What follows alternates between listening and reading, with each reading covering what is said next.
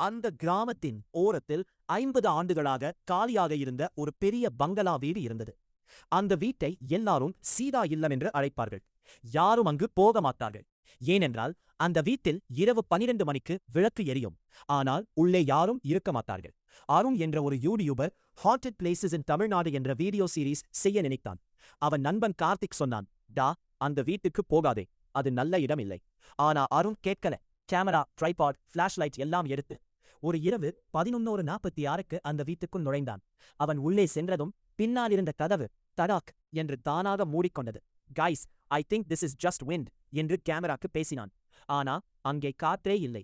மேல்தளத்திலிருந்து மெதுவான காலடி சத்தம். டக் டக் டக். அவன் மெதுவாக மேலே ஏறினான். ஃபிளாஷ்லைட் ஒளியில் ஒரு வெள்ளை சேலை அணிந்த பெண் முகம் தெரியாமல் ஜன்னல் அருகே நின்று கொண்டிருந்தாள். எக்ஸ்கியூஸ் மீ என்று அருண் சொன்னவுடன் அவள் மெதுவாக திரும்பினாள். அவளுக்கு கண்கள் இல்லை. அருண் அச்சத்தில் கேமராவை கீழே போட்டான். Camera still recording. அந்த பெண் சொன்னாள், நான் காத்திருந்தேன் இன்னொரு உயிரை. அடுத்த நாள் காலை கிராமக்கள் வீட்டின் முன் அருணின் கேமரா மட்டும் கிடந்தது. அந்த வீடு மீண்டும் பூட்டப்பட்டது. கடைசியில் அருண் பின்புறம் அந்த பெண் நின்று கொண்டிருப்பது தெரிகிறது. ஆனா அருண் கேமராவில் அதை கவனிக்கவே இல்லை. இந்த கதை உங்களுக்கு பிடித்திருந்தால் லைக் பண்ணுங்க.